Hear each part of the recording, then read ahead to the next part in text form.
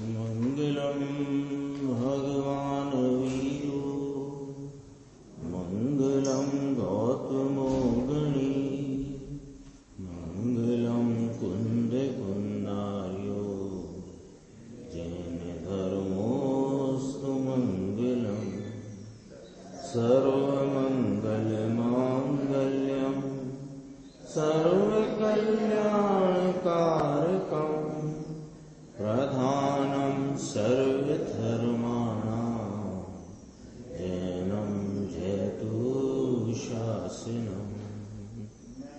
मैं नमो तीर्थनायक को, नमो ओंकार वाणी को, नमो उन कुंद प्रभु को जिन्होंने ओंकार धारण किया।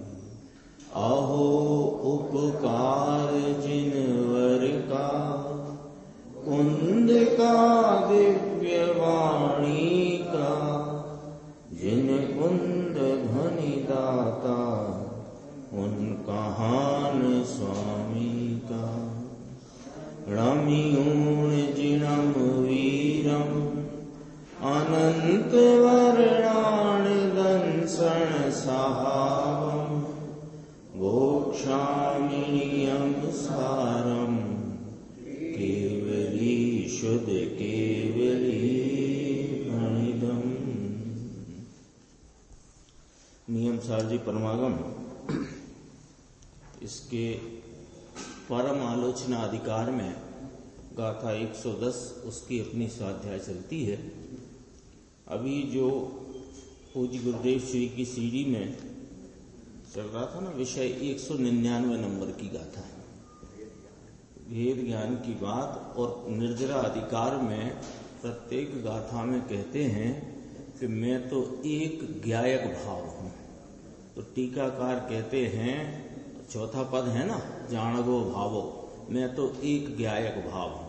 टीकाकार आचार्य फरमाते हैं, मैं एक टंकोदकीर्ण ज्ञायक भाव प्रत्यक्ष अनुभव गोचर हूं। प्रत्यक्ष अनुभव गोचर, इसी को जैसे स्वामी ने कहा प्रत्यक्ष प्रतिभासमय। तो प्रत्यक्ष प्रतिभासमय कहो कि प्रत्यक्ष अनुभव गोचर कहो। कल चला था अपना उसमें भी 110 गाथा में और दोपहर को भी। इसमें एक पैराग्राफ है, मैं थोड़ा पढ़ते हैं। 80 नंबर पेज अपना जो था समय सार सिद्धि में थोड़ा सा है, पढ़ लेते हैं। नहीं, अभी जो चल रही थी सीडी 80 नंबर पेज। मैं एक ज्ञायक भाव टंकोदकीर्ण हूं, यानी एकदम मधुर उद्घोषणा, मधुर ऐलान। कैसा ऐलान जिसको गुरुदेव श्री ने अपने शब्दों में कहा कि ये भव के अंत की बात है। यदि भव में भ्रमण करते करते थकावट हो गई हो और इस भव भ्रमण से छूट जाना चाहते हैं तो वो वाली बात यहां पर आई है। रोज ही आती है किसी न किसी रूप में। आज बहुत एकदम कहना चाहिए कि ऐसी कोई मधुर घोषणा जैसी बात आई है। देखो निर्देश भाई, पुस्तक तो रख दी होगी, कोई बात नहीं, मैं पढ़ता हूं। मैं एक ज्ञायक भाव टंकोदकीर्ण हूं। इसी को अपन 110 नंबर गाथा नियम सार में पढ़ रहे हैं कि संसार विष वृक्ष के मूल को उखाड़ने में समर्थ ऐसा पंचम पारिणामिक भाव। तो पंचम पारिणामिक भाव बोलो कि यह ज्ञायक भाव टंकोदकीर्ण बोलो। ये कहते हैं मैं एक ज्ञायक भाव टंकोदकीर्ण हूं। मैं तो एक जानक स्वभाव, जानक स्वरूप ऐसा तत्व वह मैं यह हूं। क्या गजब की भाषा है पूज्य श्री की। देखो, एक जानक स्वभाव, जानक स्वरूप, ये 3 बार क्यों बोलते हैं? 3 बार क्यों बोलते हैं? याद कराने को नहीं, ये हर पर्याय पर्याय पर्याय प्रतिपर्याय में, पर्यायों के प्रवाह में, पर्याय प्रतिपर्याय में ये जानक स्वभाव, जानक स्वभाव, जानक स्वभाव, जानक स्वरूप रूप रहा हुआ है। ये कहना है हे मैं तो एक जानक स्वभाव, जानक स्वभाव, जानक स्वरूप ऐसा तत्व वह मैं यह हूं। तो वह मैं ये हूं, एक कोटा बनाओ, एक ये अपनी अस्थि का, अपने अस्थि स्वरूपता का भाव, जानक स्वभाव, जानक स्वभाव, जानक स्वभाव, जानक स्वरूप वह यह मैं हूं।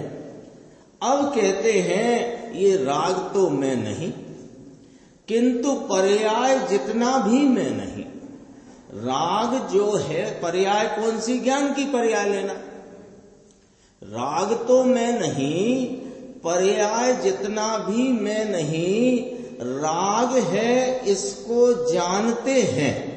पर्याय में राग जानने में आया है। राग तो मैं नहीं, लेकिन राग जो पर्याय में जानने में आया है वो ज्ञान की पर्याय में राग नहीं आया है। अब ये नास्ति की बात चलती है, अस्थि की बात करी। मैं एक जानक स्वभाव, जानक स्वभाव, जानक स्वरूप वह यह मैं हूं, ये कहा ना। अब मैं नहीं हूं राग, तो कोई कषाय की मंदता का मंद से मंद, मंद से मंद, मंदतम परिणाम वह मैं नहीं। और जो ज्ञान की एक समय की अवस्था उतना भी मैं नहीं। ज्ञान की उस अवस्था में जो राग का भाव जानने में आया है उसमें राग नहीं आया है। एक एक स्टेप बाय स्टेप समझना।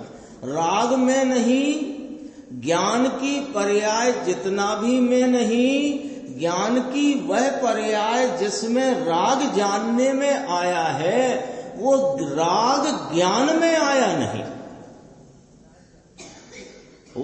ये ज्ञान में राग आया नहीं, तो फिर क्या आया ज्ञान में अक्षय भाई?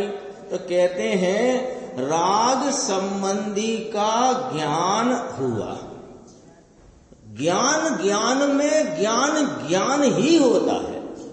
तो वो जो राग संबंधी का ज्ञान हुआ, वो राग संबंधी का ज्ञान भी राग है इसलिए हुआ, ऐसा भी नहीं।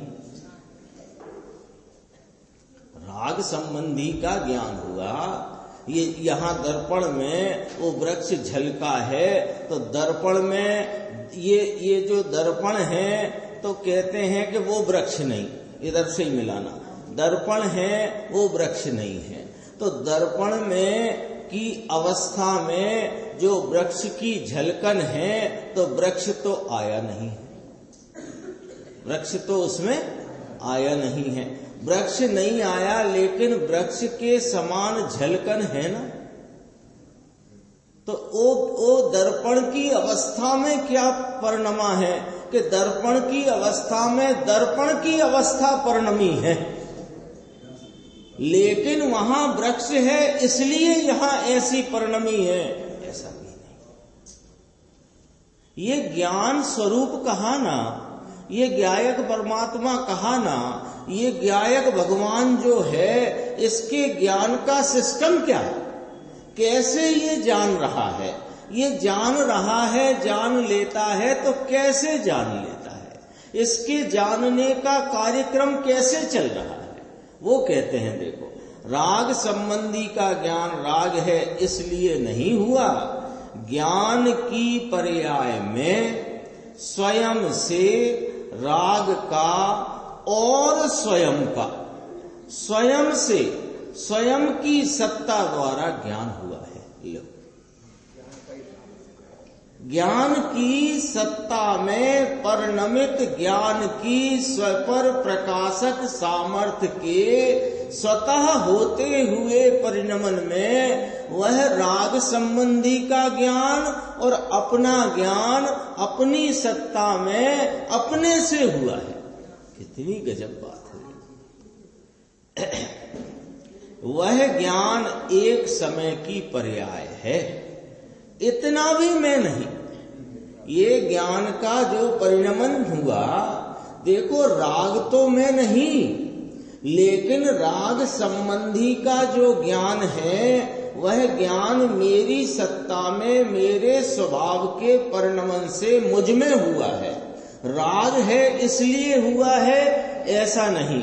लेकिन और तो सुनो कि ये जो एक समय की ज्ञान अवस्था जो स्वयं पर प्रकाशक सामर्थ्य भाव से स्वतः स्वयं अपनी सत्ता में परिणमित हुई है, वो राग वो ज्ञान की उतनी पर्याय से इतना भी मैं नहीं। एटलोय हूं नथी समझाए से काई, तो फिर क्या कहा, इतनी बात कह करके कहते हैं मैं तो एक ज्ञायक भाव हूं, मैं तो एक ज्ञायक भाव हूं। देखो ये भव के अंत की बात प्रभु, ये भव के अंत की बात है। भव का अंत लाना हो तो क्या करना पड़ेगा? भव का अंत लाना हो तो क्या करना पड़ेगा? कि भव का अंत लाना हो तो उस भव और भव से रहित जो अपना ज्ञायक भाव है उसे जानना पड़ेगा, उसमें ही एकाग्र होना पड़ेगा। तो ये भव और भव से रहित जो अपना स्वरूप है वह कैसा है, वो वाली बात यहाँ पर पूज्य श्री ने फरमाई 199 गाथा समय सार परमागम के संदर्भ से। अब अपन चलते हैं अपनी जो 110 गाथा की चर्चा चल रही थी, कारणकारी नियम भाग 4 पेज नंबर 342 की अंतिम 2 पंक्तियां हैं। देखो इस गाथा का विषय इस प्रकार चल रहा है कि ये संसार रूपी जो विष वृक्ष है इसके मूल को उखाड़ देने में समर्थ एक पंचम परम पारिणामिक भाव है। उसके आश्रय से ही यह संसार विष वृक्ष के मूल को छेदा जा सकता है, विनाश किया जा सकता है, उसकी बात चल रही थी। तो ये जो पंचम परम पारिणामिक भाव है ये सब जीवों में स्वभाव से ही विद्यमान है, वस्तुनिष्ठ भाव है। ये स्वरूप से सब जीवों में विद्यमान है। ये चर्चा चली ना, अभव्य जीवों में भी यह स्वभाव रूपता से शक्ति रूपता से विद्यमान ही है। तो अभव्यत्व पारिणामिक संज्ञा वाले जो अभव्य जीव हैं उनको शुद्ध नय से तो ये पारिणामिक भाव विराजमान है। ये अभव्यत्व पारिणामिक संज्ञा लागू नहीं पड़ती है। शुद्ध नय से अभव्य जीवों को भी ये अभव्यत्व पारिणामिक संज्ञा लागू नहीं पड़ती है। ये वाली बात थी ना। तो वो फिर उसका उदाहरण दिया कि जैसे मेरू पर्वत की जड़ नाम मूल में सोना भरा हुआ है, वह सोना ही है, यद्यपि कि वह कभी व्यवहार में उपयोग में प्रयोग में आता नहीं, तथापि उसने स्वर्णत्व को तो नहीं खो दिया है। ऐसे ही अभव में रहा हुआ अपना चैतन्य स्वभाव जो पारिणामिक भाव, उसके 3 बोल आए थे, फिर याद करते हैं क्यों, स्मृति में रहेगा। जो पलटता नहीं है, जो आदि और अंत से रहित है, जो एक रूपता को छोड़ता नहीं है, ऐसा परम पारिणामिक भाव वह सर्व जीवों में सदैव प्रथम से ही विद्यमान है। ये शब्द जैसे स्वामी का है, प्रथम से ही विद्यमान है। प्रथम से ही का अर्थ है कोई पहले था या पहला नंबर, प्रथम से माने है ही, प्राग रूप से, पूर्व से ही। अब देखो अपन यहां अब कहते हैं, अभव्य की बात कह करके अब कहते हैं कि जो भव्य जीव हैं, जिनकी दृष्टि में सम्यकपना परिणमित हुआ है, जो अपने पंचम परम पारिणामिक भाव को जिन्होंने अपनी ज्ञान अवस्था में प्रतिभास रूप से प्रत्यक्ष अनुभव किया है, उसकी चर्चा यहाँ है। देखो, अति आसन्न भव्य जीव को, 342 नीचे की 2 पंक्ति, अति आसन्न भव्य जीव को यह परम भाव सदा निरंजन पने के कारण, सदा निरंजन पना अर्थात सदा निरंजन पना माने सदा निर्मल पना। निरंजन शब्द है ना, अंजन से रहित, अंजन नाम मलिनता, मलिनता से रहित जो सदा ही रहा है, ऐसा सदा निरंजन पने, निरंजन पने के कारण, यानी निरंजन पने प्रतिभास रूप हुआ होने के कारण। कौन की ली बात? अति आसन्न भव्य जीव, उनको यह परम भाव सदा निरंजन पने के कारण, यानी निरंजन पने प्रतिभासित हुआ होने के कारण निरंजन पना है। देखो, निरंजन पना स्वभाव से तो सर्व जीवों की, लेकिन यहाँ अति आसन्न भव्य जीव, जिसकी दृष्टि नाम पर्याय रूप भाव में और उसकी उपयोग दशा में वह निरंजन पने प्रतिभासित हुआ है, अनुभव रूप हुआ है, संवेदन रूप है, उसका आस्वादन रूप है। तो निरंजन पने, आपने शक्कर खाई तो शक्कर खाई तो मीठी है, तो मीठी है तो शक्कर के मीठे आस्वादन के कारण शक्कर मीठी ही है, नक्की हुआ कि नहीं? शक्कर के आस्वादन के कारण शक्कर मीठी ही है, ये बात नक्की हुई ना। तो जो जिनेंद्र परमात्मा कहते आए हैं, वैसा ही आत्मा का स्वरूप अपनी वर्तमान उपयोग दशा में स्वाद रूप हुआ, तो वह स्वाद रूप हुआ तो निरंजन ही हूं।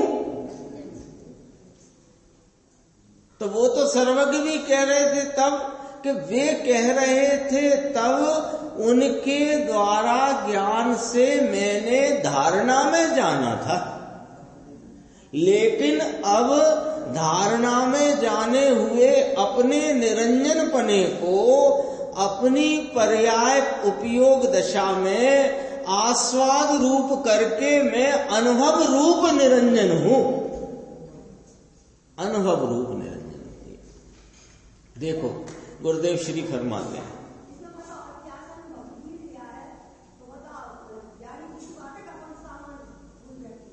समझ नहीं पाए हम आपने। हाँ,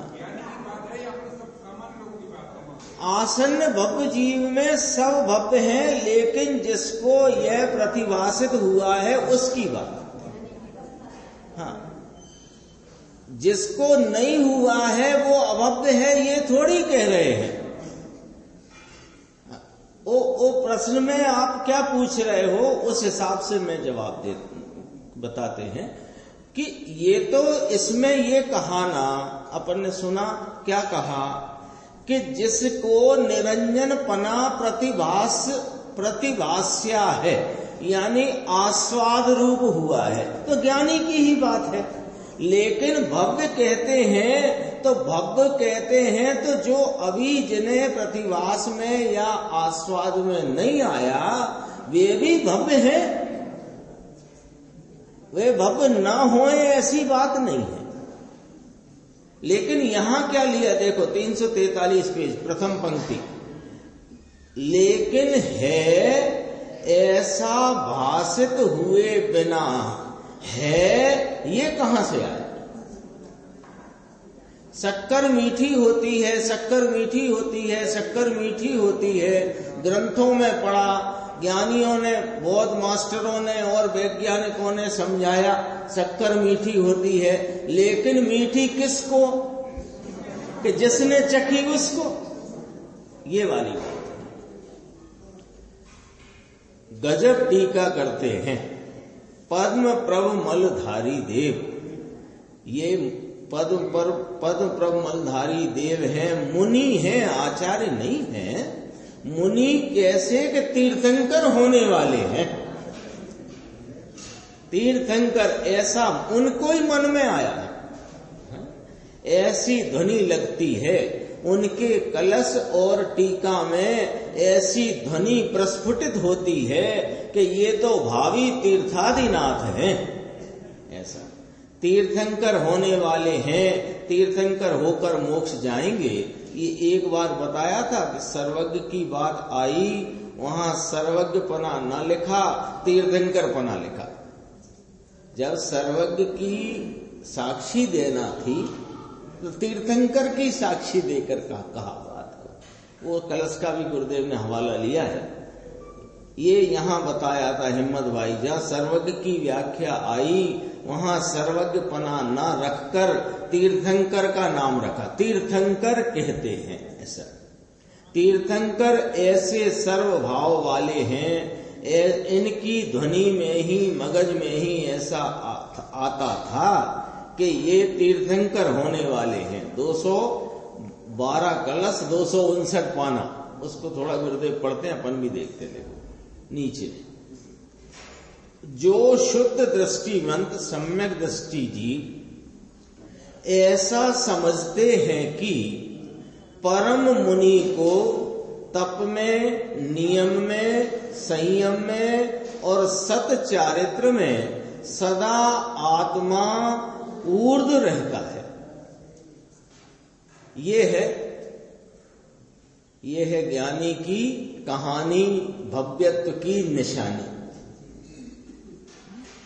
भव्य जीवों के ये आत्मा की ऊर्ध्वता रहती है ना। और ज्ञानी के तो ऊर्ध्व रहता ही है, वो तो ऊर्ध्व होकर के प्रतीति में आ गया, आस्वादन में आ गया, और उसी की ही लीनता, ज्यों ज्यों स्थिरता बढ़ती है वैसे वैसे होती है। देखो क्या कहते हैं, ये तो मुनिराज ने अपनी बात कही ना। तप में, नियम में, संयम में, सच्चारित्र में सदा आत्मा ऊर्ध्व रहता है, अर्थात प्रत्येक कार्य में निरंतर शुद्धात्म द्रव्य ही मुख्य रहता है। तो ऐसा सिद्ध हुआ कि राग के नाश के लिए अभिराम ऐसा वह भव भय हर सर्वज्ञ न लिया। राग के नाश के लिए अभिराम, अभिराम माने अच्छा सुंदर, ऐसा वह भव भय हर सर्वज्ञ न लिया, किंतु क्या लिया? भव भय हर भावी तीर्थादिनाथ। स्वयं लिखा 212 कलश आने वाला, 160 आ गया अपना, आज आने वाला है। नहीं तो सर्वज्ञ को वहां लेते हैं। सामान्यतः आचार्यों की शैली ऐसी है, जिनवर यही भड़े, जिनवर ऐसा कहते हैं, सर्वज्ञ ऐसा कहते हैं, ऐसा है ना। भावी तीर्थादिनाथ लिया है। भावी तीर्थादिनाथ को ये नीचे बोल्ड में ही पढ़ रहा हूं मैं। अभिराम ऐसे भव भय हर, वहां सर्वज्ञ शब्द चाहिए। भावी तीर्थादिनाथ को यह साक्षात सहज समता चौकस है, यानी अवश्य है, स्पष्ट है। हाँ, प्रश्न भी अच्छे बने। हाँ, सभी प्रश्नों का उत्तर गुरुदेव ने कहाँ किया है, उसको ही ले लेकर, हाँ, लेकर के वो अंश जोड़ करके बात। हाँ हाँ हाँ, सुना था मैंने, अच्छा था वो प्रश्न पूछे कि इस 5वें काल में इस जीव को सम्यक दर्शन की प्राप्ति होगी कि नहीं होगी, तो गुरुदेव श्री का उसमें जवाब आया। आपने तो भावी तीर्थादिनाथ की वाणी यही सुना दी। 344 पेज पे अंतिम पैराग्राफ है, देखिए। जिससे यह परम पंचम भाव द्वारा, किसकी गूंज है इस गाथा में? पंचम भाव की। पंचम भाव पारिणामिक भाव है ना। तो जिससे यह परम पंचम भाव द्वारा अति आसन्न भव्य जीव को निश्चय परम आलोचना के भेद रूप से उत्पन्न होता आलुंछन नाम सिद्ध होता है। ये गाथा किस संदर्भ में यहाँ आचार्य कुंदकुंद भगवान ने कही कि आलोचना के 4 भेद बताए। एक आलोचना, एक आलुंछन, एक अविकृतीकरण और एक भाव शुद्धि, 4 भेद कहे थे। तो आलोचना की चर्चा करी 109 नंबर की गाथा में, और उसके बाद 110 नंबर की जो गाथा अपनी चल रही है इसमें आलुंछन। अब ये शब्द पर से अपन समझ सकते हैं। आलुंछन, आ माने चारों तरफ से भली प्रकार, लुंछन माने लौंच लेना। तो किसको लौंच लिया? लुंछन किसका? कि संसार रूपी विष वृक्ष जो है उसकी 148 कर्म प्रकृतियां कही ना, वे सब विश्वरूप कही, उसका लुंछन। क्योंकि संसार को निमित्त से कर्मों का संयोग, निमित्त से संसार तो इस जीव की परिणति में स्वरूप से संसरित यानी स्वरूप से हटा हुआ भाव, उसका नाम संसार है। निमित्त में कर्मों का संयोग, सो संसार है। तो कहा कि ये लुंछन, लुंछन माने यह अपने परम पंचम भाव, यह पारिणामिक भाव जिसको अभी अपन ने 199 गाथा समय सार के संदर्भ में पढ़ा, मैं यह चैतन्य ज्ञायक भाव प्रत्यक्ष अनुभव गोचर जो हूँ, उसके आलम्बन से, उसके आश्रय द्वारा अति आसन्न भव्य जीव को ये आलुंछन हो जाता है। आलुंछन माने ये संसार का लुंछन हो जाता है, संसार का नाश होता है। इसलिए अभी पूछा था ना, इसलिए फिर ये शब्द आया। देखो, प्रतिभासित हुआ है इसलिए आलुंछन सिद्ध होता है। ये पंचम परम भाव सबके विराजमान है, विद्यमान है, लेकिन कुदृष्टि को विद्यमान होने पर भी अविद्यमान है। लेकिन जिसकी परिणति में इस स्वरूप का आलम्बन होकर के, ये पंचम भाव का आलम्बन होने से जो इसका मूल स्वरूप स्वभाव स्वाद आस्वादन है, वह आस्वादन स्वाद रूप हुआ है, तो उसको, जिसको प्रतिभासित हुआ है उसको आलुंछन है, प्रतिभासित हुआ है उसको। ज्ञान में त्रिकाली निरंजन सदा प्रतिभासित, यानी ज्ञान में भासित हुआ है, पर्याय में प्रतिभासित हुआ है। अब कहते हैं कि ऐसा प्रतिभास हुआ इसलिए उसका सफलपना हुआ है। सफलपना हुआ। ये परम पंचम भाव, पारिणामिक भाव ये है, इसका जिसने अपनी परिणति में प्रतिभासित हुआ है उसको ये सफलपना हुआ। सफलपना हुआ है इसलिए परम आलोचना के भेद रूप से उत्पन्न होता आलुंछन नाम सिद्ध होता है। सफलपना हुआ है, ये ही आलुंछन है। ये लुंछन माने निकाल लेना, खींच लेना। हाँ, केस लुंछन, केस लुंछन होता है ना, ये संसार उखाड़ के फेंक दिया। कारण के वह परम भाव समस्त कर्म रूपी विषम विष वृक्ष के मूल को उखाड़ देने में समर्थ है, अर्थात कि इसमें है नहीं, इसमें है नहीं। पंचम परम पारिणामिक भाव में संसार का कोई भाव है नहीं। इस जीव के यह पंचम परम पारिणामिक भाव अपना ज्ञायक स्वभाव विद्यमान होने पर भी इसको उसका भान नहीं, उसकी पहचान नहीं, इसलिए ये संसार में विष वृक्ष के रूप में संसार में पल्लवित हो रहा है। इसका परिणति में संसार, परिणति में, वस्तु में नहीं।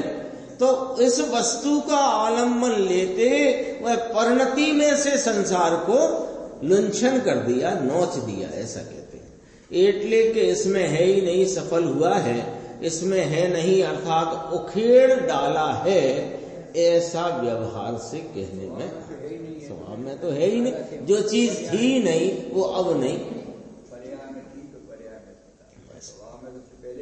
नहीं थी। 160 कलश है। अगला प्रश्न 345। एको भाव सजयति सदा पंचमा शुद्ध शुद्ध परमाराति स्फुटित सहजावस्थया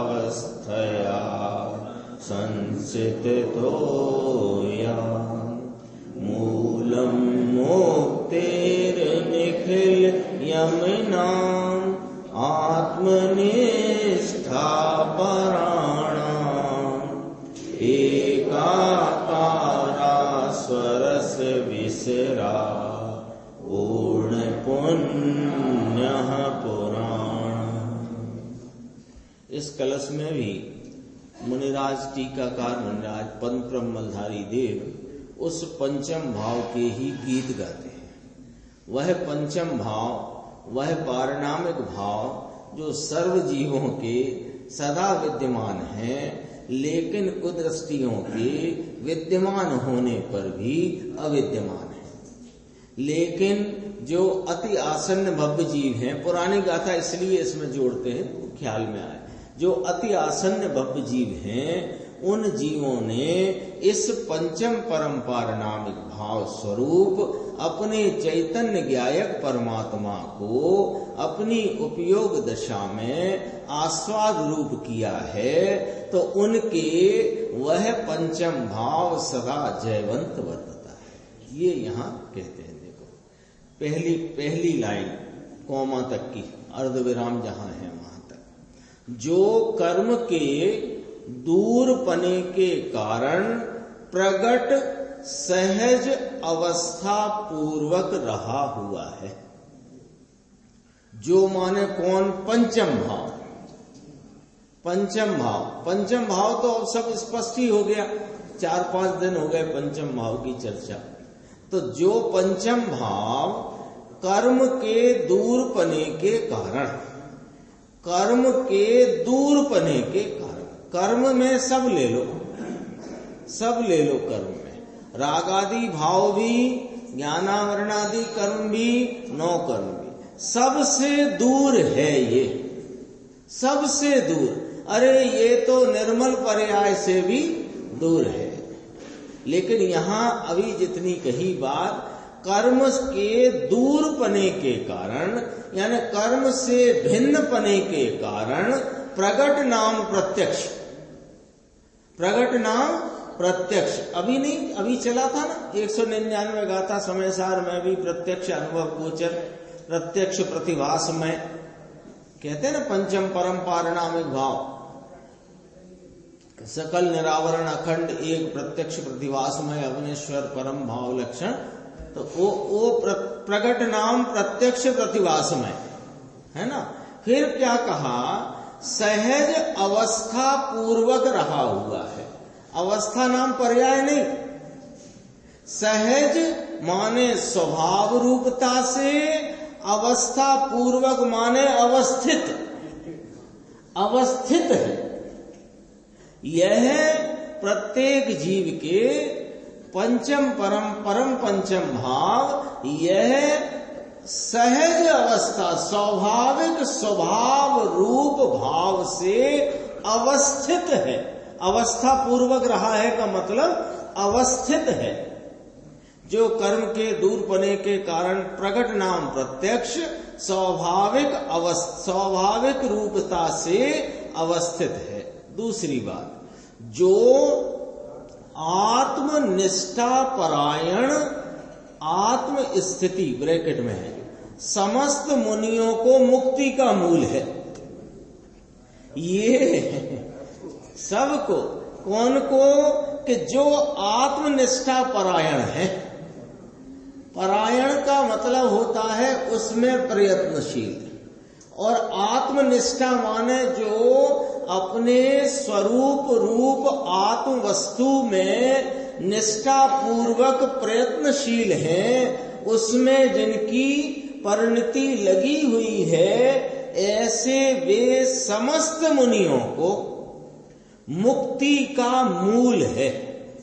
मूल नाम जड़ है, उससे ही मुक्ति का भाव प्रस्फुटित होता है, मुक्ति की प्राप्ति होती है। अब देखो इस वाक्य में क्या किया, किसको कहा मुक्ति का मूल?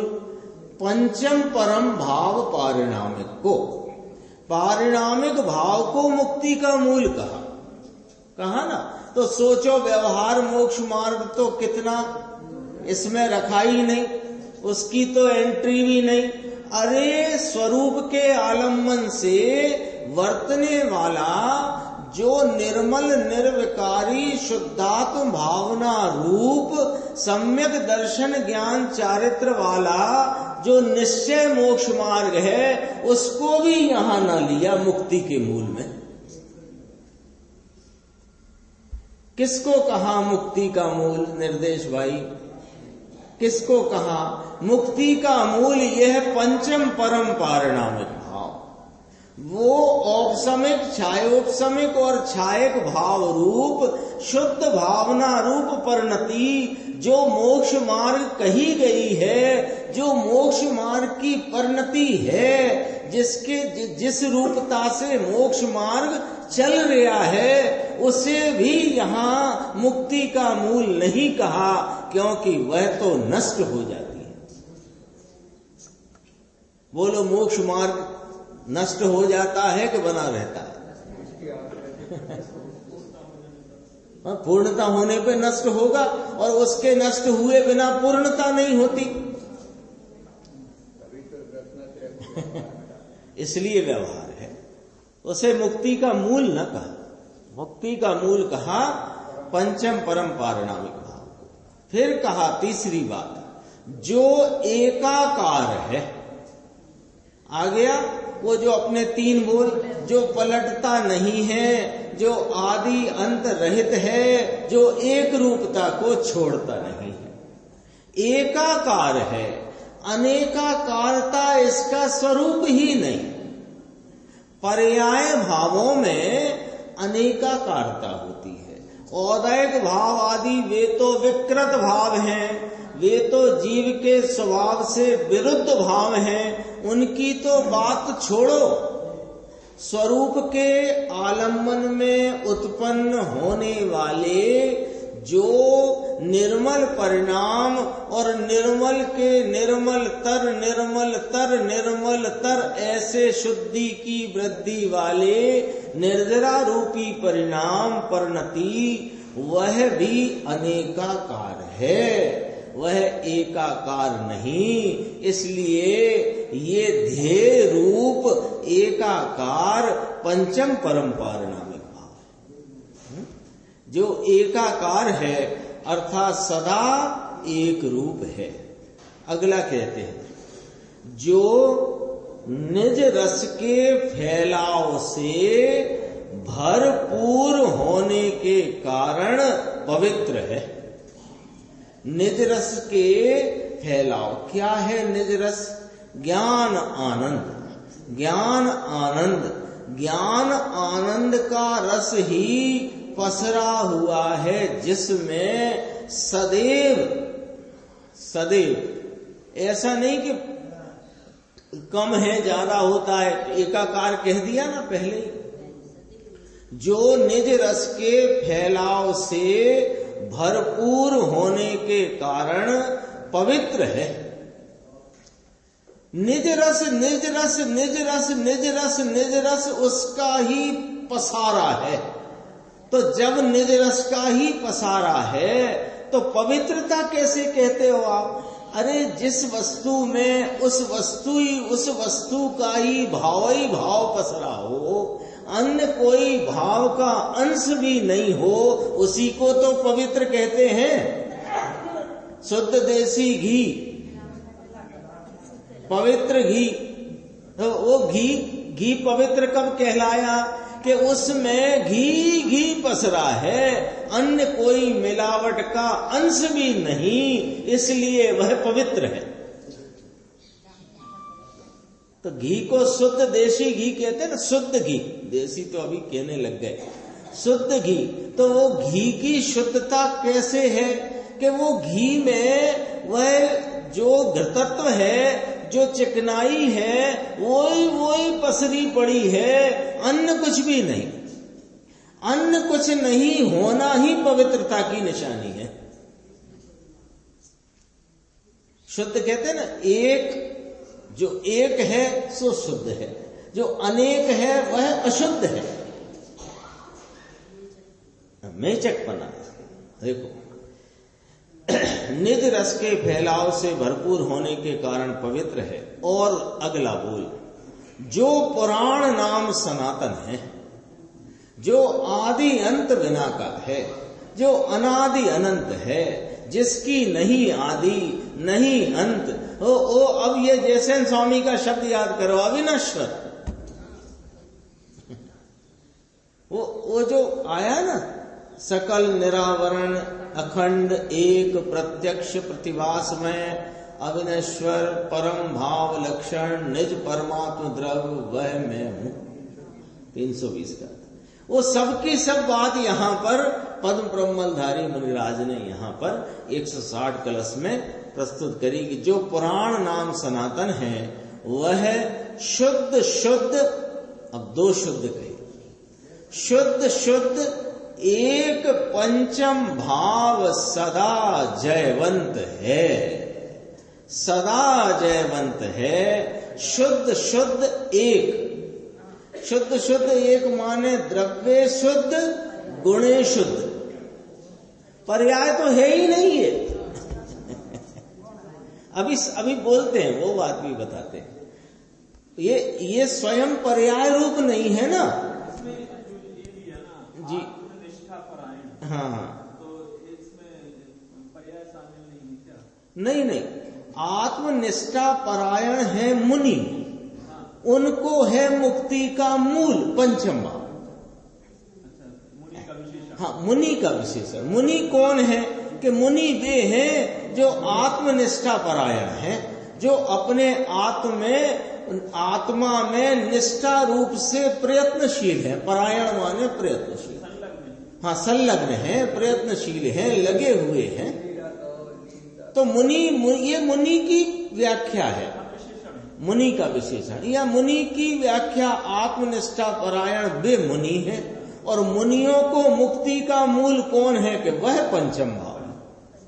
वो पंचम भाव पर्याय रूप नहीं,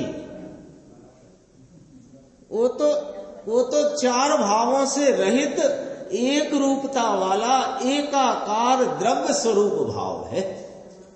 आया ना? देखो, तो शुद्ध माने द्रव्य से शुद्ध, गुणों से शुद्ध। क्योंकि द्रव्य खाली डब्बा नहीं, द्रव्य अनंत गुणों का अखंड अभेद एक पुंज है। तो वो अपने गुणों से शुद्ध है, द्रव्य से शुद्ध, गुण से शुद्ध। फिर कहा आपने पर्याय से शुद्ध है। उसकी बात भाई साहब ने जो कही यहां मिलाओ। जो आत्मनिष्ठा परायण है उनको पर्याय में भी उसकी शुद्धता प्रतिभासित हुई होने से पर्याय में शुद्ध है। ऐसे करके है। समय हो गया है, इसमें गुरुदेव का व्याख्यान